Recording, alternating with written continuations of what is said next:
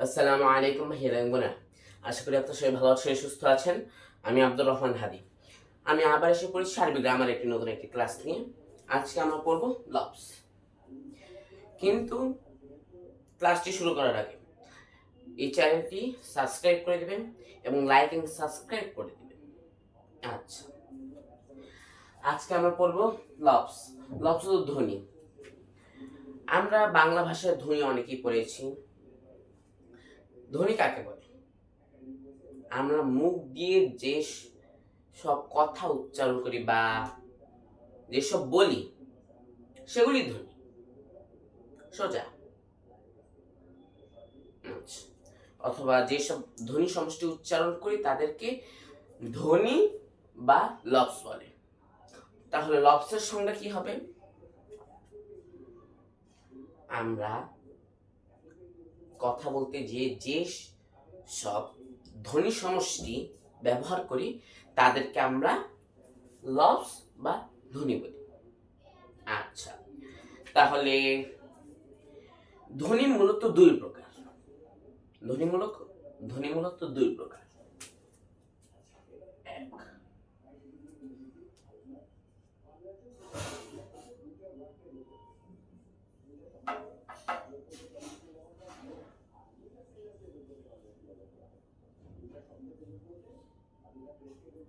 মাউদু।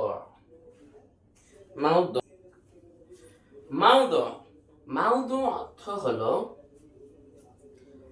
অর্থ। যে ধ্বনির অর্থ আছে তাদেরকে আমরা মাউদু বলবো। তার মানে অর্থ সমষ্টি ধ্বনি, এটা বলতে পারি না আমরা। অথবা ধ্বনিকে তো আমরা শব্দ বলতে পারি, যে কোনো শব্দ। আমি আওয়াজ করতেছি, এই যে, এটাও কিন্তু এক ধরনের ধ্বনি বা এক ধরনের আওয়াজ এটা। অথবা আমি মুখ দিয়ে এমন একটা কিছু বললাম যার কোনো অর্থ হয় না, সেটাও কিন্তু ধ্বনি। তাহলে মাউদু অর্থ, যেটা অর্থ আছে, যে শব্দ এর অর্থ আছে তাকে আমরা মাউদু বলবো। তাহলে যার অর্থ নেই তাদেরকে আমরা কি বলবো? এই যে, তাদেরকে আমরা বলবো মুহ মালুন। মুহ মালুন। একটা হলো মাউদু,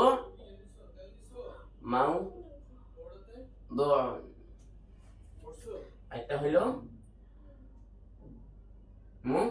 মালুন। আচ্ছা, মাউদু অর্থ আমরা কি জানতে পারলাম? যেসব ধ্বনি এর অর্থ আছে। এবং তাহলে মুহমাল নিশ্চিতের বিপরীত। তাহলে যার অর্থ নেই, অর্থহীন, তাদেরকে আমরা মুহমাল বলবো।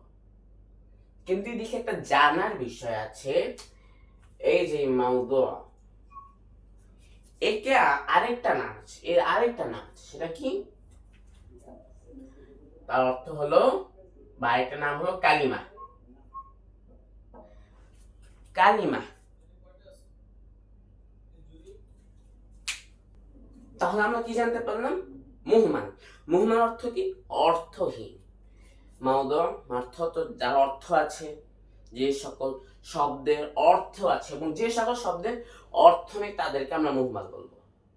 কিন্তু আমরা এটাও জেনেছি যে সকল শব্দের অর্থ আছে তার আরেকটা নাম হলো কালিমা। ইভেন কি আমরা কালিমা প্রকারভেদ জেনেছি, ইসম ফিল হরফ। বুঝছি? আচ্ছা, মাউদু এর অপর নাম কালিমা। কালিমা কাকে বলে আমরা সবাই জানি, জানার দরকার নেই। মুহমান। মুহমান অর্থ যার অর্থ নেই।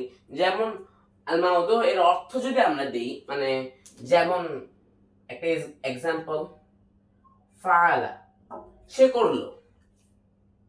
দরবা, দরবা, সে মারলো। নাসরা, না হয়নি, নাসর, সে সাহায্য করলো। সবগুলির অর্থ আছে, কিন্তু আমরা যদি এটা না লিখে যেটা মন চায়, যেমন বা তা জিম হা খ র, বা তা জিম হা খ র। সবগুলোর প্রতি আমরা জবর দিয়ে দিই। এর কোনো অর্থ নেই, তাহলে এটা কিসের ভিতর পড়বে? নিশ্চিত এরা মুহমালের ভিতর পড়বে 100%। আচ্ছা, যার কোনো অর্থ নেই সেটা মুহমান, এবং যার অর্থ হয় সেটা মাউদু। ছোট্ট একটা কনসেপ্ট আজকে আমরা পড়লাম, আশা করি ক্লিয়ার হয়েছে। যদি কোনো কোশ্চেন থাকে তাহলে কমেন্ট করে বলবেন, আমি আছি ইনশাআল্লাহ। আসসালামু আলাইকুম ওয়া রাহমাতুল্লাহি ওয়া বারাকাতুহু।